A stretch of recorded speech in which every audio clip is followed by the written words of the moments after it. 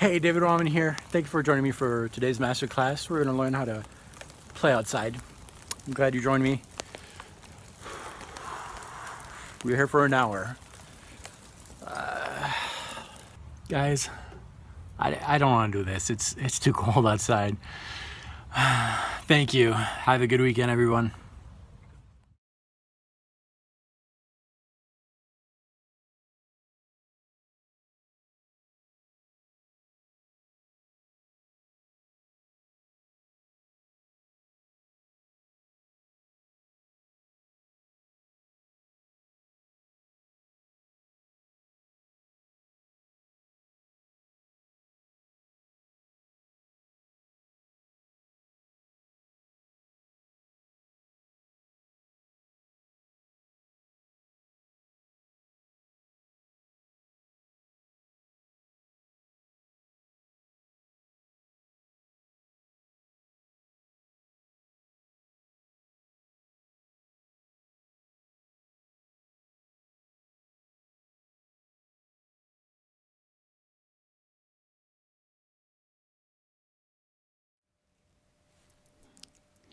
Hello. Got you. Can everybody hear? This is kind of a test. This allowed me to get ready. And I just noticed that this camera needs to be... There we go. Better. Hi, everyone. Let's thank you so much for joining me today for this live event. Really excited that you're here and really excited to do this. A little nervous because you never know what kind of technical glitch we're gonna have. Let's make sure that everything works okay. Can you guys hear my voice? I'm gonna open the chat on my phone here. If you guys can confirm that you hear me, great, awesome. What about the guitar? Let's do a quick mix. It's kind of hard to, I'm navigating different cameras here. At some point I'll switch here. Gonna do different things like this. So hopefully there will be no crash, no problem. But can you guys hear my guitar? Is it, I'm gonna reduce the gain a little bit. That's probably gonna help. But the balance between my guitar and my voice, hopefully that works okay. And we still have audio latency. That's really a pain. I worked hard on that. Well, okay. That's okay because most of this is going to be happening here.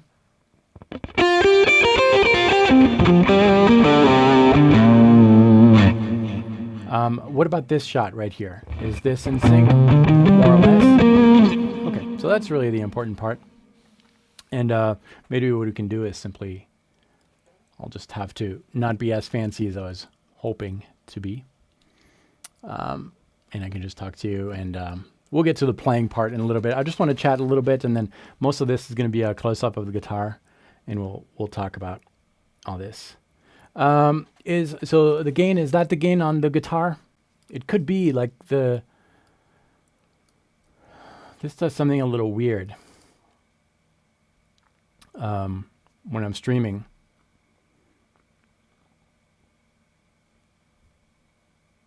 Okay. All right. So we'll get started. We're just going to talk a little bit about playing outside and I'm going to discuss different ways to do that.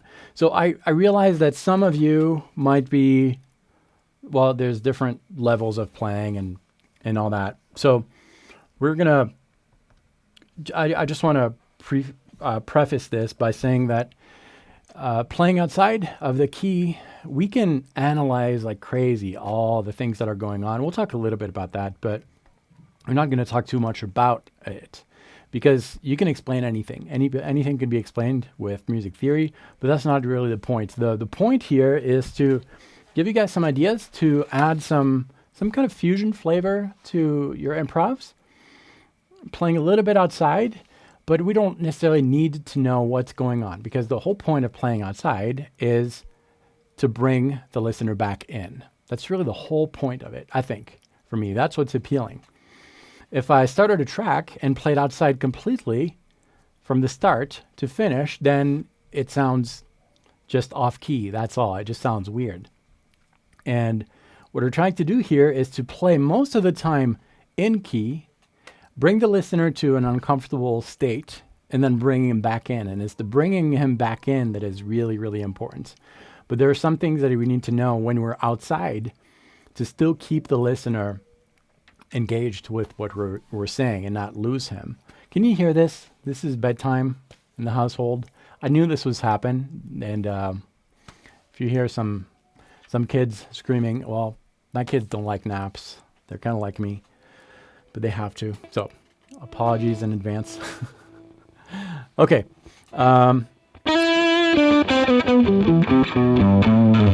So that's the whole point. I want you guys to remember that. And we're going to consider that we're in a kind of a blues rock type of situation. We're not going to go completely jazz or anything like that. I want this to be usable for a lot of different contexts. And we're going to really take a look at two different scenarios when we're playing outside. By the way, everything that I'm saying here is supported by charts and a couple backing tracks. There's a link in the description of this video. You can check it out if you'd like.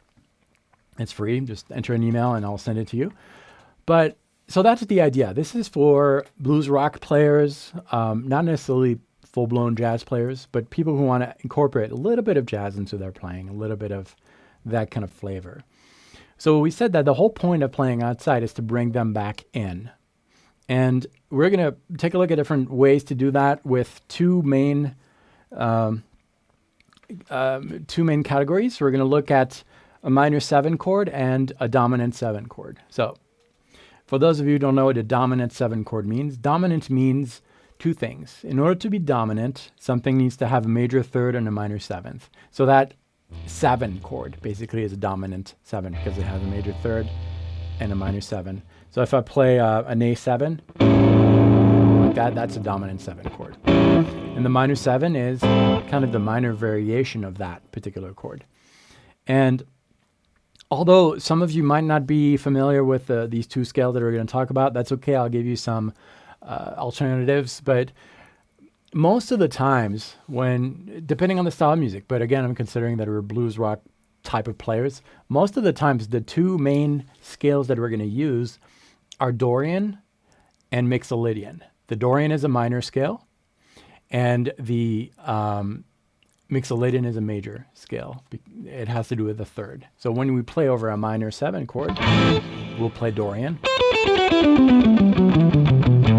And over a dominant 7 chord, we'll play Mixolydian. So those are the main things that we're gonna look at, and we're gonna replace those scales with some outside elements, and we'll see how to do that. If you're not familiar with the Dorian and the Mixolydian, that's okay. Still hang around because you can just replace those with pentatonic scales. The Dorian would be a minor pentatonic scale, which most of us know here. And the Mixolydian can be replaced with a major pentatonic scale. So far, so good? Okay. Well, we're going to get into some cool stuff here, but basically what I have is 5 outside scales for the Mixolydian, for the dominant 7 chord. So these are the 5, and don't worry, I've got some close-ups coming up, but that's basically what you can download for free. These 5 scales, and I'll tell you what the ghost notes, the white notes are, and the fuller notes, and I'll explain all that in detail. And then we have 5 for the minor 7 chords right here. Okay, so 2 different types of chords. We've got a dominant 7 chord, 5 scales that we can use, and minor 7 chord, 5 scales that we can use. So we're going to do that in just a little bit, but what I really want to, what I want people to understand is the problem when playing outside that I see in a lot of players and in myself too. The biggest difficulty in playing outside for me, and maybe for you guys too, is not the choice of notes, because we're playing outside, which means that we're playing out of key. So any note is good, right? Whether I land on a good note or a bad note, that's fine. Good notes, we don't need to worry about. They're good. Bad notes are bad, and that's okay too, because we're playing outside. So it's not the choice of notes that matters, or that that is the real difficulty when playing outside. Ask my daughter, who's turning 3 soon, to play outside. Give her the guitars. She'll play outside. No problem. So that's not the issue. The issue is the confidence that you have when you're playing outside. Because when you're playing, usually your ear is really connected with the notes that you're playing. So you're trained to play inside. So if I play over this vamp here, my ear is trained to hit those right notes.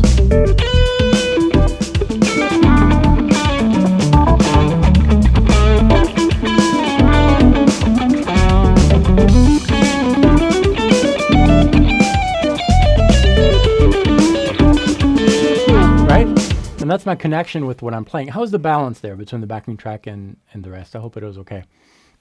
So that's really usually what connects you to what you're playing is your ear, right? The problem when playing outside is the confidence. And what does that mean? Does that mean that you hit notes harder?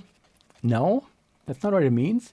Does it mean that, what does it mean? Well, it has to do really, I asked myself that question for a long time. It has to do with the rhythm. If you are playing something that rhythmically makes sense and fits, then you're going to sound confident. If I play random notes here and I'm not confident, well, it's going to be all over the place.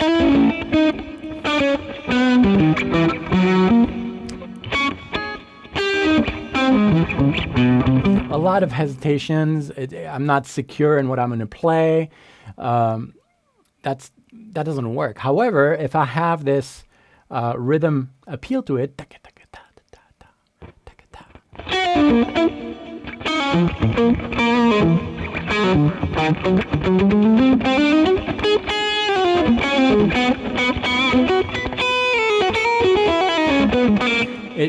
the rhythm really helps gel that musical idea that you're playing, and it really helps convey an idea of confidence when you're playing it. So it's the rhythm part. So you have to have the rhythm. That's number one. Keep that in mind. And you have to know when to go out and when to go back in. In other words, I'm not going to start playing outside ideas right away.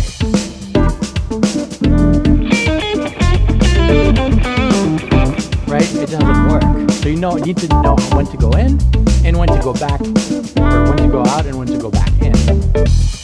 And I've said that before in a video, in an older video, but I'll remind people, if you haven't seen it, basically what you want to do is put yourself, because we emphasized the importance of rhythm when you're playing, think like a drummer. And drummers do that very naturally whenever they do a fill, right? A drum fill. Their drum fill is placed in a way that it will get back into the regular groove on a strong beat or somewhere that makes sense, right? So the simplest way would be, that's our tempo. Just imagine that you're a drummer. Taka, taka, taka, taka, ta, for example, right? Then you can be more complex with your fills. Taka, ta, ta, for example. But that's a good way to think, when do I get out, when do I get in? So if I play in the whole thing,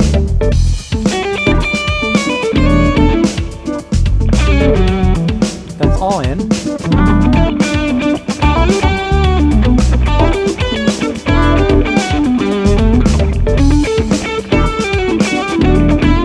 Taka, taka, taka, taka, ta. Whenever there's a fill, that's when you go out.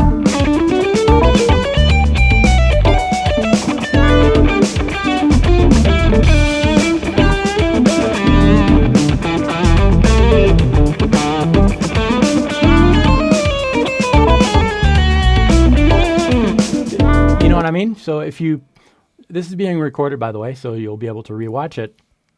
But what I just played, I went outside where I would imagine some drum fills. So those are the two main things that I want you to remember. Be confident when you're playing. And to do that, thank you, Frank. To do that, to be more confident, what you want to do is play in rhythm so that it fits what you're trying to say, and it sounds more confident.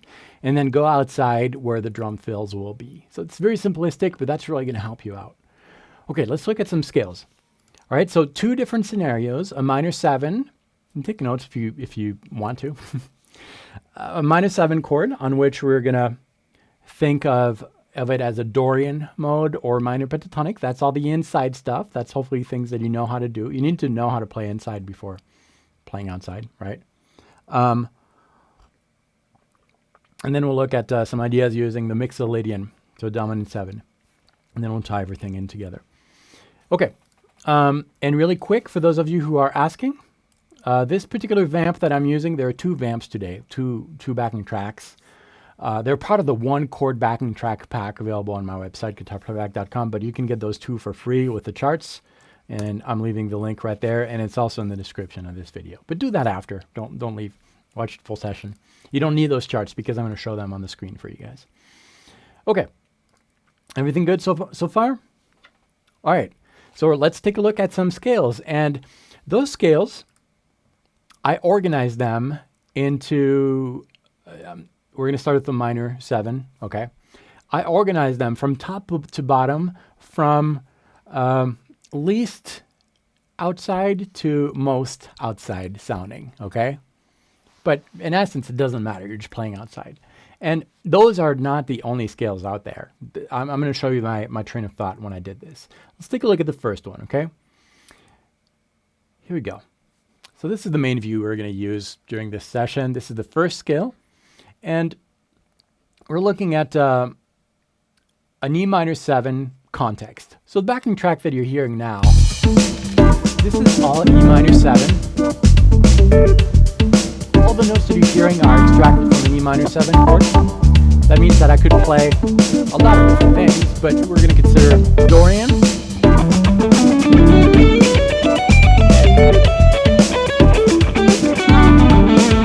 or minor pentatonic.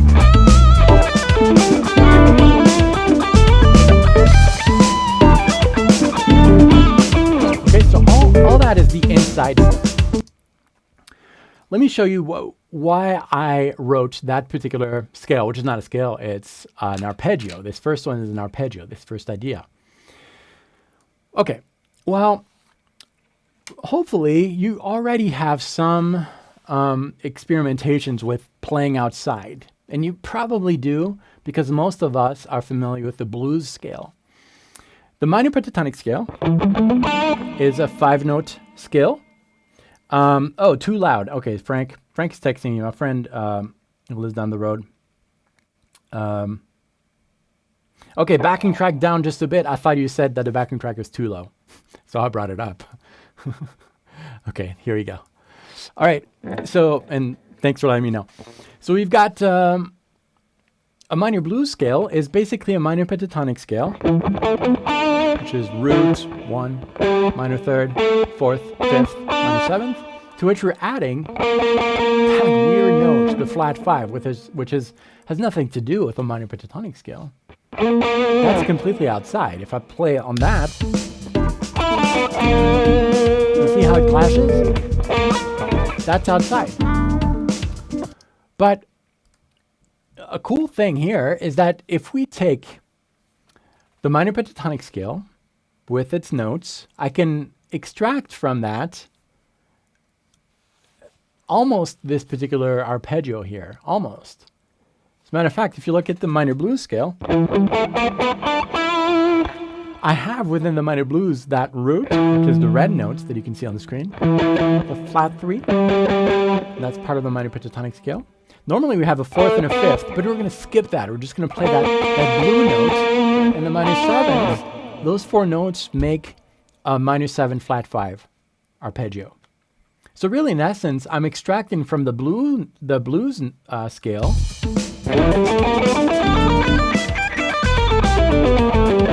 I'm extracting that arpeggio.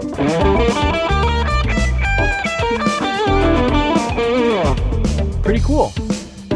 In essence, it's almost minor blues. You hear the minor blues in there.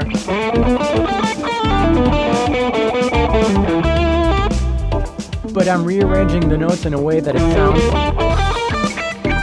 like an arpeggio. Okay, so what do we do with that? How do we use that? That's where I think personal work and personal exploration is really, really interesting. What I would suggest here is to actually write down on a full blank fretboard the full musical idea, musical element that you're using. In this case, that's what I did here with the minor 7 flat 5. And try to find some things that are kind of interesting. For example, so follow along here because I don't have a pointer to show. Well, maybe I kind of do. See that note right here? The flat 5? Okay, so follow that. You've got the flat 5, it starts on the sixth fret, okay? Then on the next string, 1 fret below, you see what you have? And then you see what you have here, you see what you have here. You see that shape? Diagonal shape? That's cool. That's something that, okay, that catches me. Awesome, okay. Well, that's easy to remember. It's kind of interesting, and it's easy, it's kind of an easy fingering. So we're going to use that to our advantage. Let's say that we are in E minor pentatonic. We're just going to phrase with that, or Dorian, it doesn't matter. And we're in this area of the fretboard.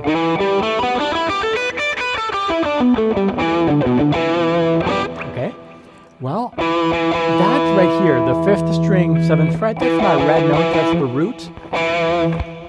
If you go to the 6th string, 1 fret below, that's the starting point of that thing. So you can try to develop ideas using that to get in and out.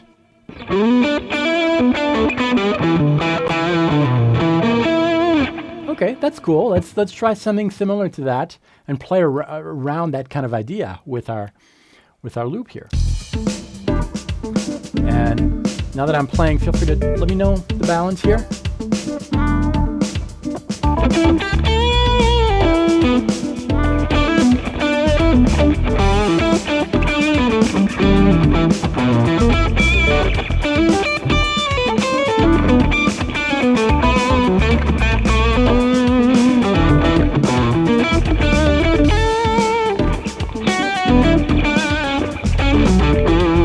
Okay, so you just kind of explore ideas. Maybe you don't like this. That's okay. Find another type of idea.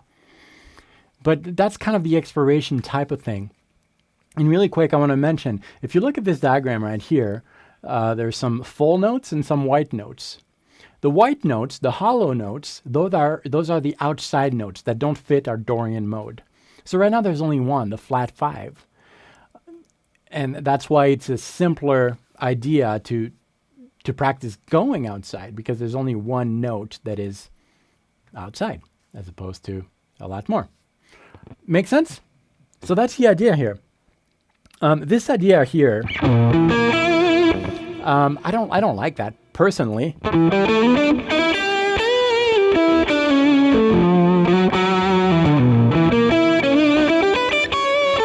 I need to keep playing with it a little bit and trying to find things that kind of fit. Maybe I need to reverse it instead of, maybe I do something like this.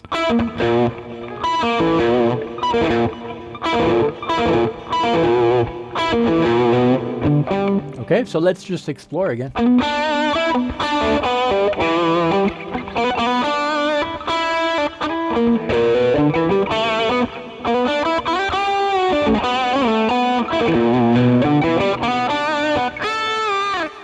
A little better, and you just keep exploring like that, focus on one zone of the fretboard and see what comes out.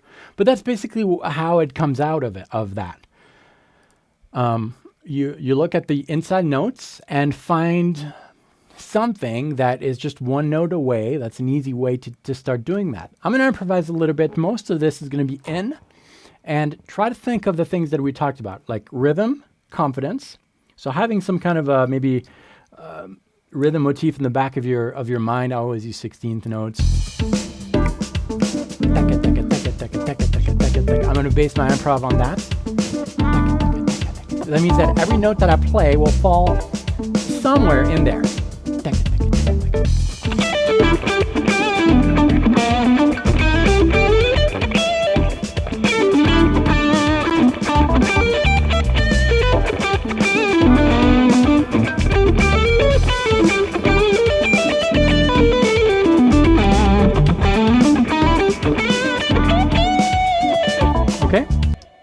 David Flores is asking about the backing track. You can get everything we're using, including the backing track, for free. Just enter your email here, and you'll get an automated email that will send you that. Okay, so that's kind of the idea. You saw where I went out, right? And Don is asking, is that the tritone? Yes, it is, but that's not why we're using it. We're just using a note that is out. And the half diminished arpeggio will work because it's kind of extracted from the blues scale. And that's what I meant earlier. Like, you can analyze everything, explain everything in a way, but we're just looking at ways to try to play outside. Okay? All right. Let's continue. Let me switch views here really quick on my end so that I can try to follow the chat a little bit. An easier way to do that. No, I've got to do it on the watch page, and that's okay. Okay, let's take a look at another idea. I don't know if we'll be able to go through all 5, but that's okay, because you will have those, and I just at least want to explain to you the thought process behind that. So let's take a look at another idea. So we're still in the same context: E minor 7, E minor pentatonic, E minor Dorian, okay? And if you look at this, well, there's one white note. That's the 7th. All the rest is in, so only one note differs here from the Dorian mode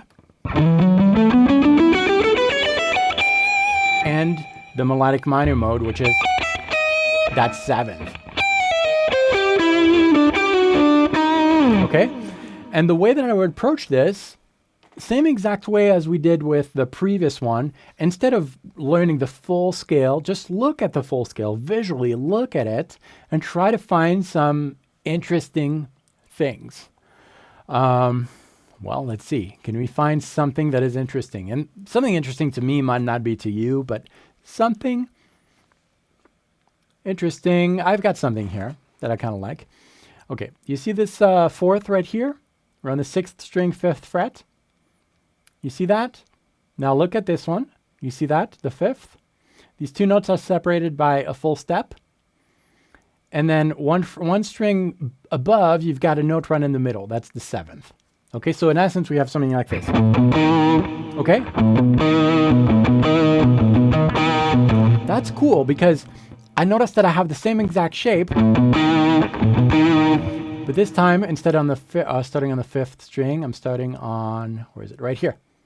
The 9th fret. So 5th fret, 9th fret, I could play the same idea. And I can play that an octave higher. That's kind of the thought process.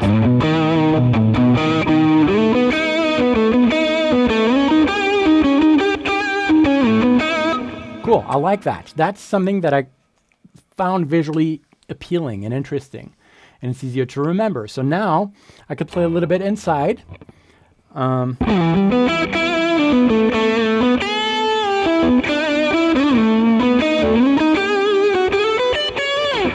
have something kind of like that. So let's give that a try over the track. So it's here. Those two, right? Just by themselves, they sound pretty awesome.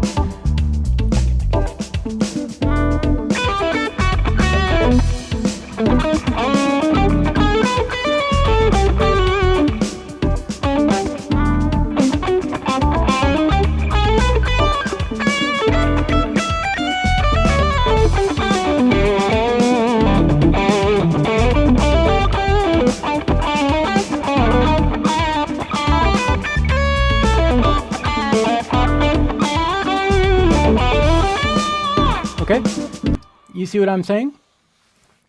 It's just looking, and we don't have to know the full scale, the full fretboard. We're just drawing it out, mapping it out, and that's the approach for anything that I would recommend people to do. Instead of seeing that as, oh, I got all these notes, just try to find something interesting and make it work in your playing.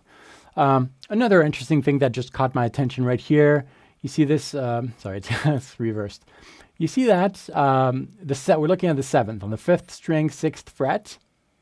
Now look at the next string, 4th string, 7th fret, 3rd string, 8th fret. You see those three notes? Kind of like that. That's cool. And we find that, like, oh, I just noticed 2 frets below. That's cool. Now, not all those notes are outside, but some of them are. So.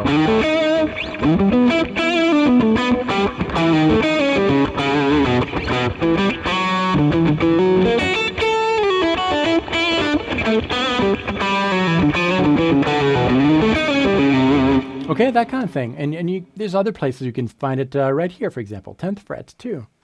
That's a lot. That's cool. Let's try that.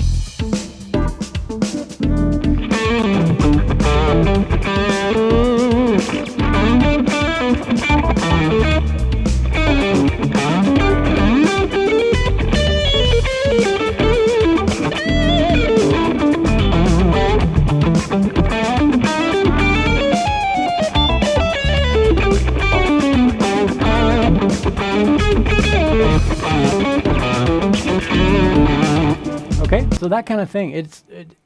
It's very shape based. Here,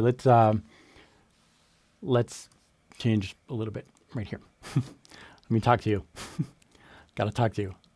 It's very shape based, which is different from a lot of what I usually focus on. I usually focus on non-shape based improvisation, where you're really thinking about the notes.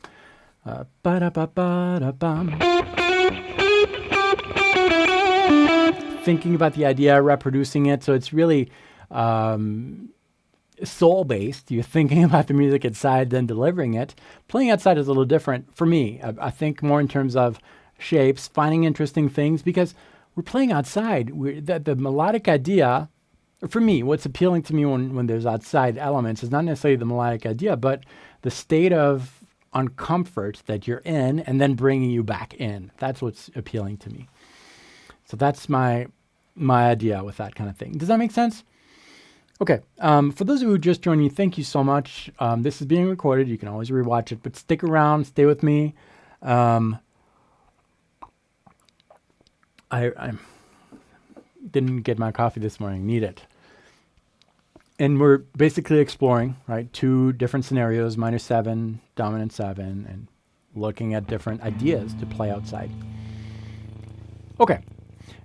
So that's the approach. With all the charts that you will get, that's how that's how to use them. That's how to explore these concepts and make them your own, really. And it's not about taking a scale and playing the full scale. You can, but that's not what it's about.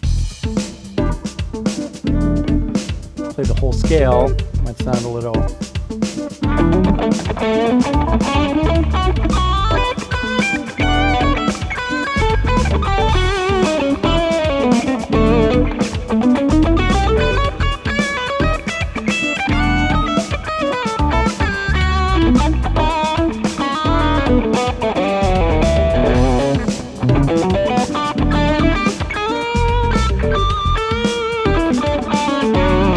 and so forth. It's still okay, but when you're starting out exploring a new outside idea, I would really recommend finding shapes and figuring those things out. Use the link in the chat to download all these things, but you don't have to. I'll show you on the screen and you can do it later. It's no problem. All right, let's take a look at another one. This one I really like. Again, we're still in the very fairly comfortable outside zone because we're looking at scales that only have one note that is outside. And right now we've got the augmented fourth that is outside of that. I really like the sound of that. We'll see that with Mixolydian later. Whenever we have an augmented fourth, I love that sound. If this is our augmented fourth, by the way, and diminished fifth, well, it sounds exactly the same. Well, that's probably why I like it so much. But let's take a look at this one right here. So let me play it for you once, which is not the approach, but just to get a feel for it. How's the mix this time, by the way?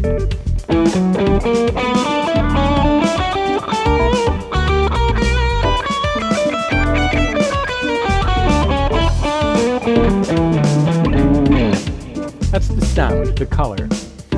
But same deal. We're going to try to find some ways to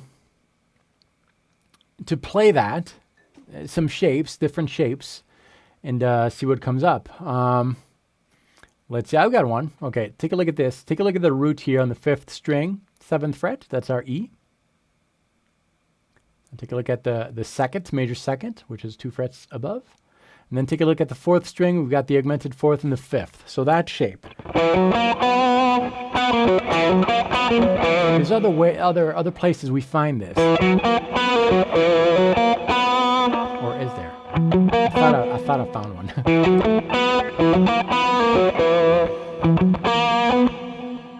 Well, that's okay. We don't need to. This is actually a good example. See that lick? So I'm starting here on the 5th string, 7th fret, with the root, 2nd, augmented 4th, 5th. So that idea, that sequence, I can move it to the next fret.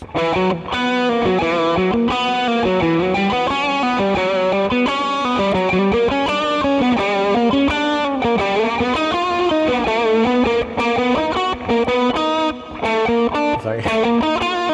But that kind of exploration, that's what happens. And we're just exploring ideas. But let's try that and make it kind of be musical.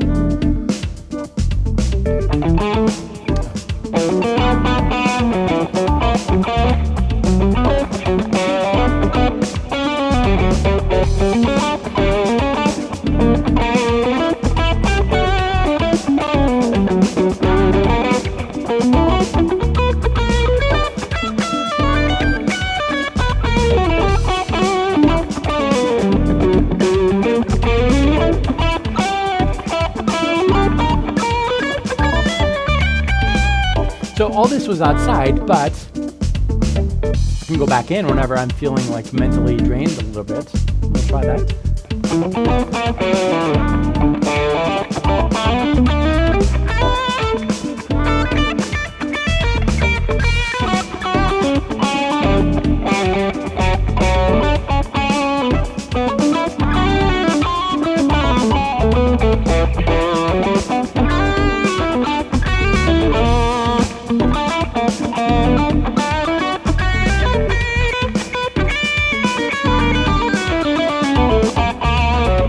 So forth. And as you're going, we're gonna be more and more comfortable. And this is not prepared. I'm not super comfortable with these scales, but I just wanted to show you the approach of this kind of thing. Let's move on. We're gonna speed up things a little bit here. The whole tone, which is again in the charts. This time we have 2 notes that are outside, but the whole tone is awesome because it's a symmetrical scale. You see how pretty and symmetrical it looks like? All the notes of the whole tone scale are separated by a full step.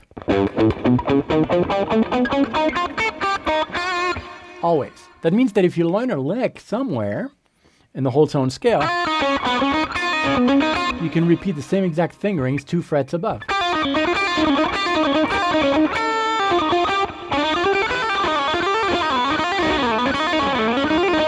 So that's really cool. You don't have to think about it. It's all very, very symmetrical. So there's one thing I did here, though, and this is not something that is written in books, I think, but it's more of a personal research type of thing. If you move that whole tone scale a half step below the root, so we're in E, so you see that there's no roots in there.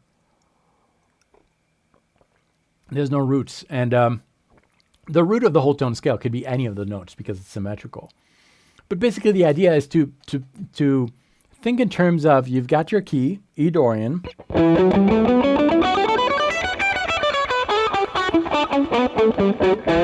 and start the whole tone scale a half step below.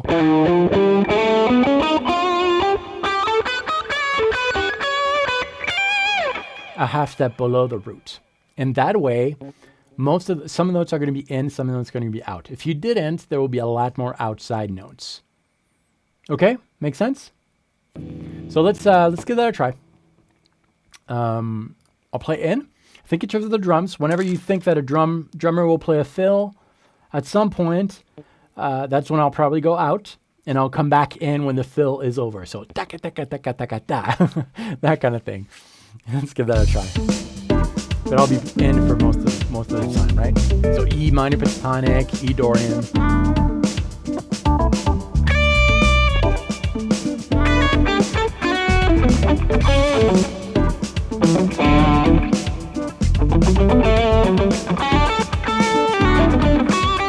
So far, everything is in.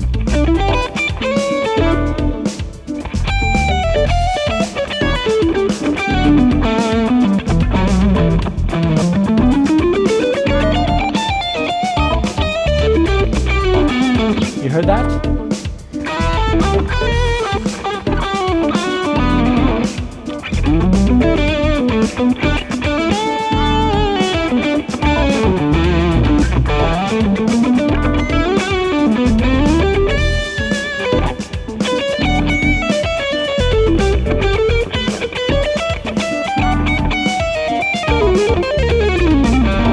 What was that? I don't know, but you get the idea.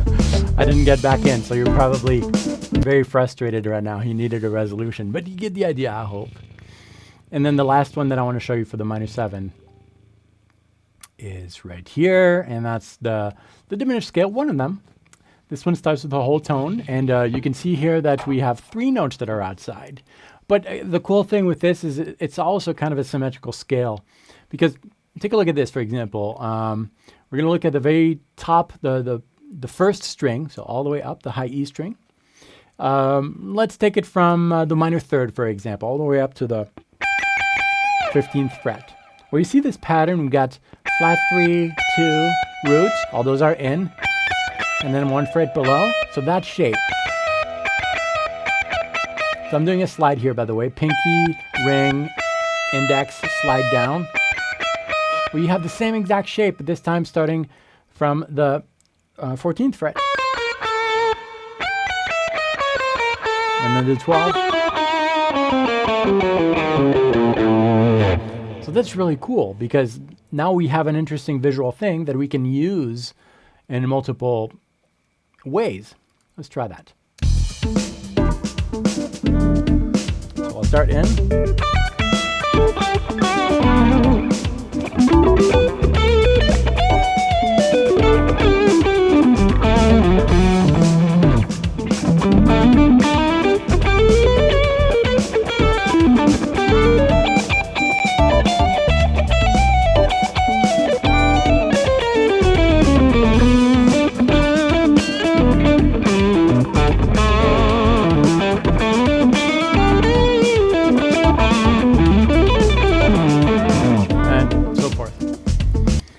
Okay, let's move on now to a completely different scenario. We're going to move on. This is random. Yeah, still out of sync, right? Yeah, and that's the most expensive camera. I'm going to return that one right here. You're going back to Best Buy. You're staying because you're in sync. We looked at minor 7 chords, these 5 scales that would work to play outside. We need to look at these now. These are Mixolydian. These are going to replace the Mixolydian mode. Let's take a listen to the vamp first, which again, you have access to. It's free. Just follow the link in the description of this video. But let's take a listen to this vamp right here. Balance. So this is an E dominant 7 chord, a vamp. Play E Mixolydian.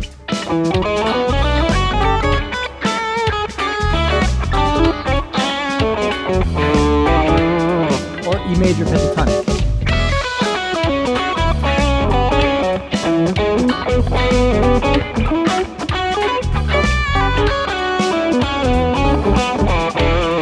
Okay, so all that is in.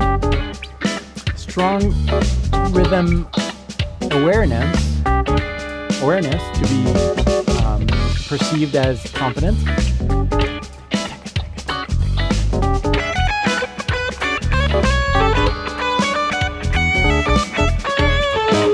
And by the way, I just thought about this.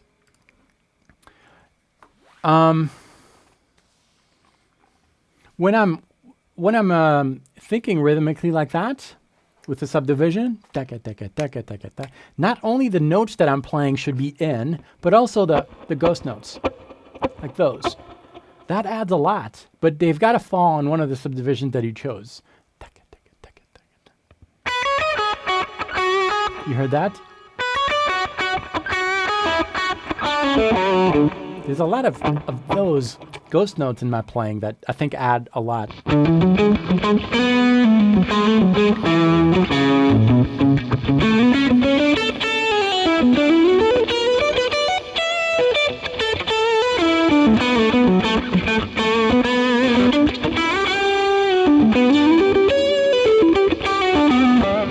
Okay, so that's very, very important when you're thinking rhythmically. But let's take a look at a first option. This one right here. This is the Mixo-Dorian. So there's something that we all do, most likely. That's probably our first playing outside experience. It's playing a minor pentatonic scale over a major chord. Happens all the time. So if this is an E major chord, the absolute in choice would be to play major pentatonic scale. Right? I actually played major blues here. David McCain, yes, this will be available. This is being recorded. You'll be able to watch it as many times as you want. Same URL, I think. So that's in, right? Major pentatonic.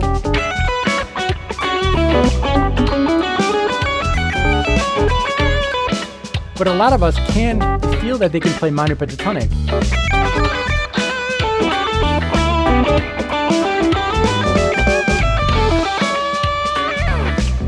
We all do it, and it works. So this first scale that you hear, or that you see there, is a mix of the Mixolydian mode and the Dorian mode. And if you compared both, you'd see that only one note differs, and that's the third. A Mixolydian with a flat third is a Dorian mode. A Dorian mode with a major third is a Mixolydian mode. So the Mixo-Dorian mode is a scale that has those two types of thirds. That's what you hear. That's what you see here. And it's kind of a chromatic thing.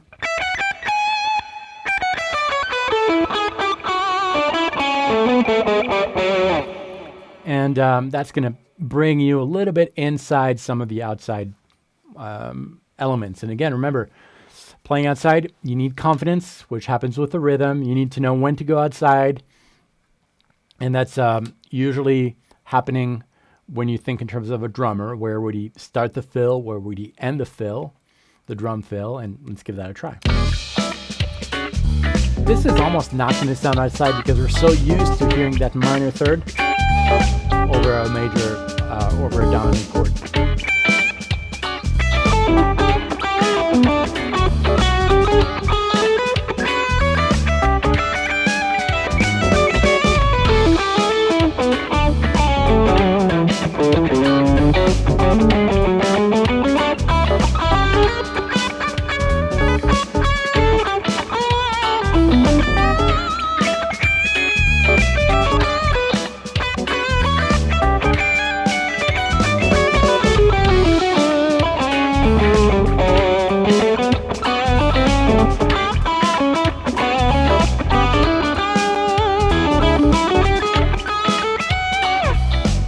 Almost sounds inside there, but because of that third, we're so used to that sound. But that's kind of the idea. So that's a very, very simple outside scale, Mixo-Dorian. Only one note differs, and that note is almost correct because we're so used to hearing it. But let's take a look at the next one. It's probably my favorite one to play over a Mixolydian chord vamp, or not necessarily Mixolydian, but to play over a dominant 7 chord vamp. Only one note is outside here. When I say outside, really, some of these notes can really be inside. It's kind of subjective a little bit, but you've got the augmented fourth there. So if you add an augmented fourth to the Mixolydian mode, or if you replace the perfect fourth with an augmented fourth, we could call it a Lydian dominant or a Lydian flat 7 because it's exactly like the Lydian mode with a flat 7. Let's try this.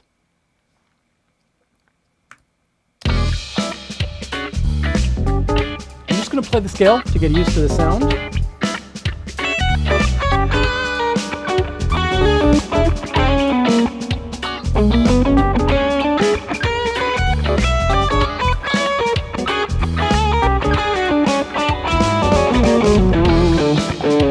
Okay, and let's take the same approach that we have taken earlier.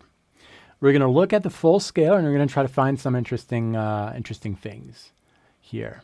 Let's see, what is kind of interesting? Well, I kind of like this. Take a look at this zone of the fretboard right here.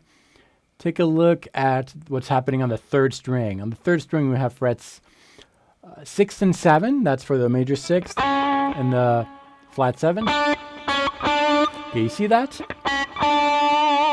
we're going to take that, and then a bar, and then a half step below. So we've got third string frets 6, 7, second string frets 7, and on the first string we also have 6, 7. So a lot of different ways to playing that, but I'm going to focus on that type of thing. I kind of like that. A lot of different things you could do with that. So I'm going to just focus on the outside thing right now, or that piece.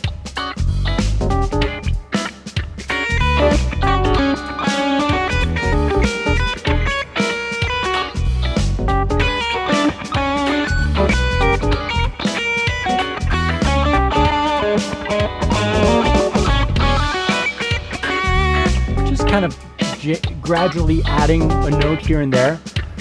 So that's kind of what I would do. And then putting that piece there in relation to a root, got a root here on the 5th string, 7th fret. We use that as a visual reference point. So when I'm in,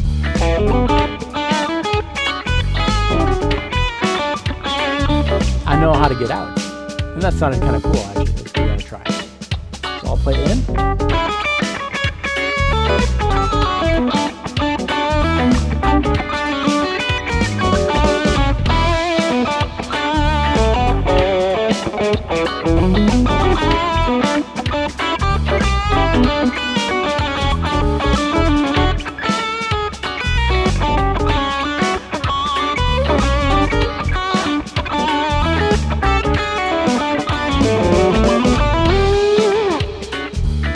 Okay, so that's kind of the idea.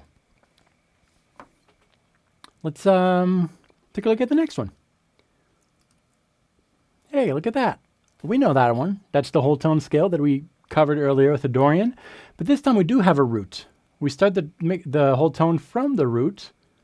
I did that because that accentuates these two white notes, the sharp 4 and the sharp 5. Just kind of a cool sound, I think. But we know what to do with the whole tone. We just find a lick, and then we can repeat it a full fret above, a full fret below, and it will work. So I'll play a little bit in, and then I'll try to play some ideas using that whole tone scale.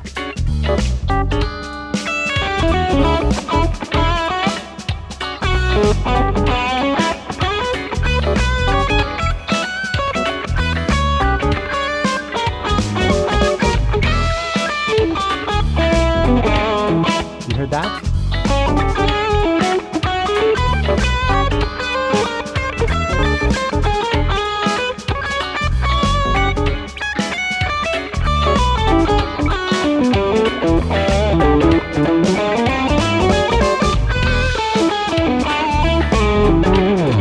And so forth.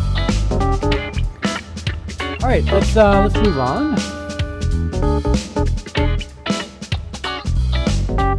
Let's move on to the fourth one. The fourth one is kind of interesting. I wanted to show you this. This is kind of custom. You could analyze it, find a name, but that's not how I came up with this. What I did here is basically write down my mixolydian mode and take some notes and tweak them a little bit to sound outside. And I really like the sound of this particular one. You see you have the flat third right here, which is kind of a from the Mixo-Dorian, where you have the combination of a Dorian and a Mixolydian together. We have a flat 5, which is very blues, and that's pretty much it. And those notes, and you see the flat 4, it's not a ghost note. That's actually like a major third. It sounds exactly the same. So in essence, it's not that complex, but I like the sound of this, so it's something else you can explore.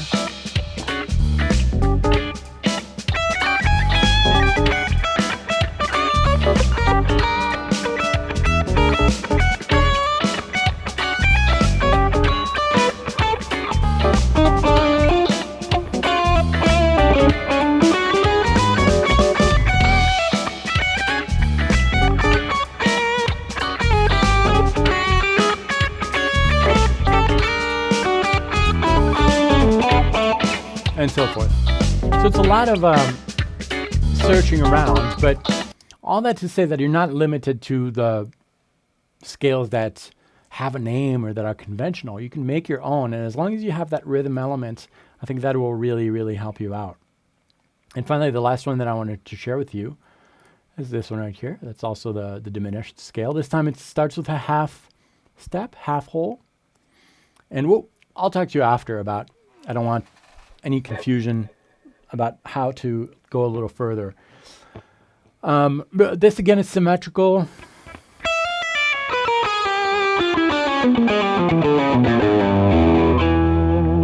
So you can use some of those symmetrical licks there. Play it side a little bit.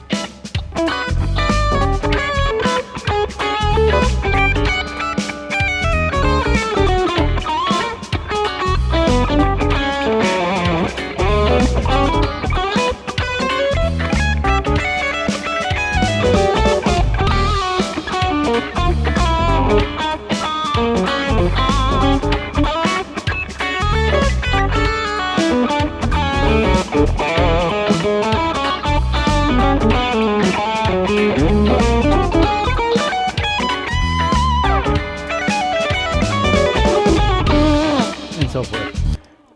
Okay, let's talk. Let's recap a little bit. For those who just joined or joined in the middle, I really want to stress out that playing outside, the real purpose of playing outside is to go back in, for me. For others, maybe not. But that's what this is, my type of approach is, which I think will be beneficial for a lot of players. So that being said, that means that the outside part really needs to sound outside. Therefore, the notes need to not match what you're playing. How do you make that work? It all has to do with rhythm, the rhythm phrasing, because rhythm makes your speech, your playing, anything you do, confident. If I'm approaching my boss to ask for a raise, and I don't have a boss, which is a completely imaginative scenario, but let's say that I did have a boss. I approach him with really slowly, unconfident. My movements are like I'm knocking on the door and very, very high, like this. Well, my boss is not going to see the confidence in me. Therefore, I'm probably not going to get the raise. I'm talking to you, and my speech is, today we're going to talk about that's not very engaging rhythmically. But I'm talking to you like this, with more rhythm, more punctuation, more confidence, even if what I'm telling you is, load of crap, which it is, but no, it's not. But let's just pretend, okay, that I can deliver a message a lot easier if I have the rhythm appeal. So rhythm really is everything, and that works musically too. Playing a bunch of random notes with not confidence rhythm.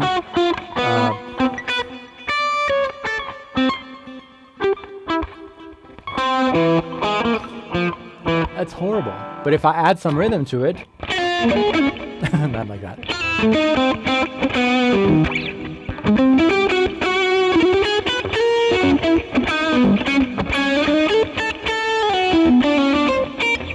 the delivery is a little better. So rhythm is very, very important. And then when you go out, when you go back in, start with short ideas. Think like a drummer. Dum, da, dum, da, dum, da, taka, taka, taka, taka, boom. That's when you go out. So you're in.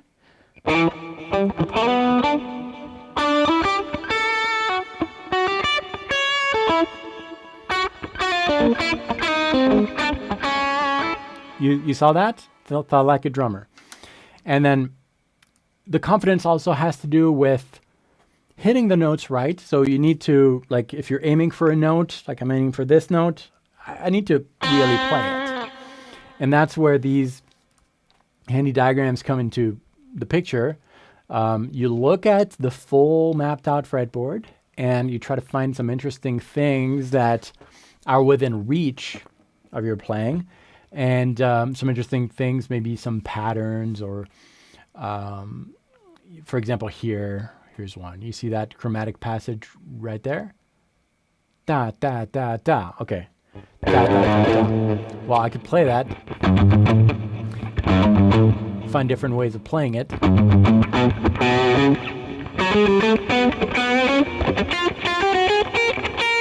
And develop ideas just using that. So visually, that's where it's really important to see the full fretboard, because you'll be able to, well, to visually find out things that kind of takes away of that. Okay. That's what I wanted to cover with you guys. Now, you can download everything that we've been using, those charts and the 2 backing tracks, for free right here. Just go to that page, enter a valid email, and within seconds you should receive those charts.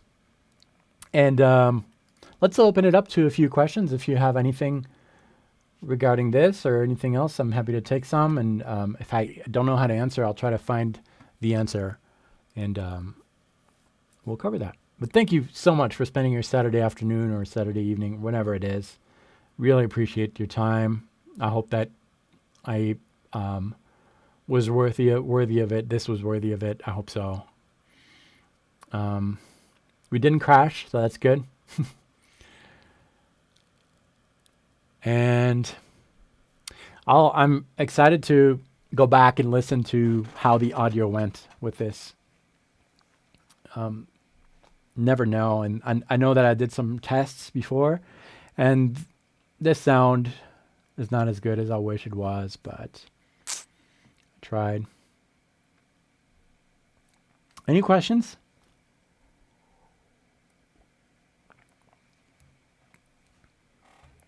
I'm hoping to work on, I'm planning to work on a couple videos with some licks that use these scales. So hopefully next week, maybe, I don't know. Adam is asking about the Axe-Fx preset. This particular one is not from me. This is a preset that I discovered recently. It's the Satch 1 preset. It's available on Axe Change. It's called Satch 1, as in Satriani. I really like it.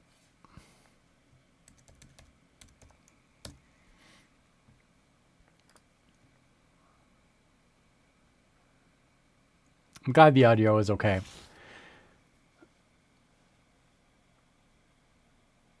And remember that scales are just, you don't need to know them all. You need to be just confident with what you hear. It's better to hear it and play it than know how to name it and the construction of the scale.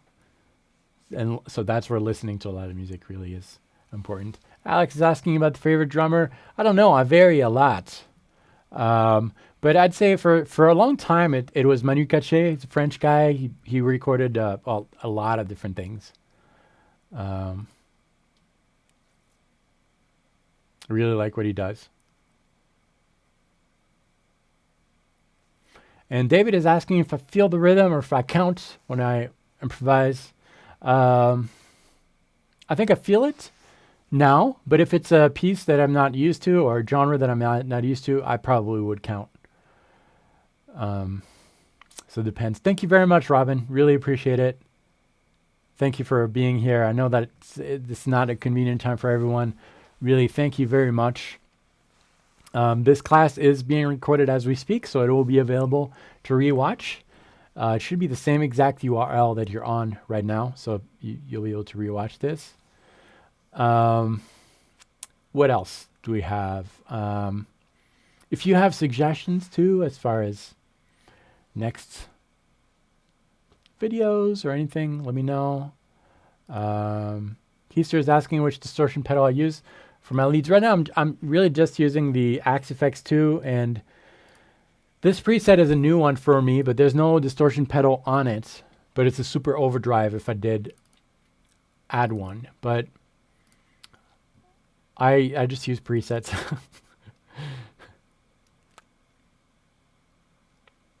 And sometimes I don't go back and look at what is going on in the preset. But remember, you can download all these different things that we talked today for free. If you liked these vamps that I was playing over, this is part of the one chord backing track pack on my website, guitarplayback.com. And it's a collection of backing tracks that are just chord vamps and work really well, I think. I guess I'll mention, if you want to support what I do, the best way is to make a purchase on my website, guitarplayback.com. Really, really appreciate it. Or pick up my music on davidwallimann.com, anywhere, anything. And if you can't afford it, that's okay. I'm really happy you're here. I love doing this. So thank you for helping me by just being here. That means a lot. I don't see any other questions, so I'm going to shut it off here. Thank you so much. You can rewatch this video. Really appreciate you guys being here. And I just need to find the disconnect button now. Let's see. Adam is asking about the triple play. The firmware is upgradable. Yes. I need to do that, actually.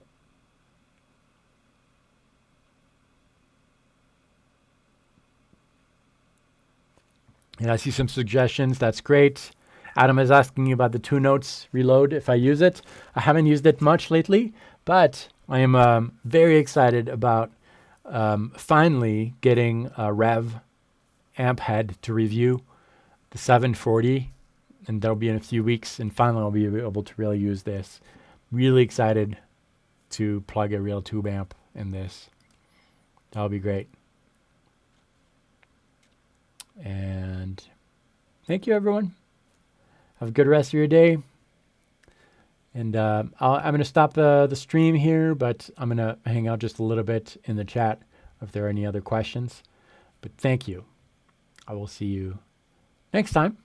And until then, salut, practice well.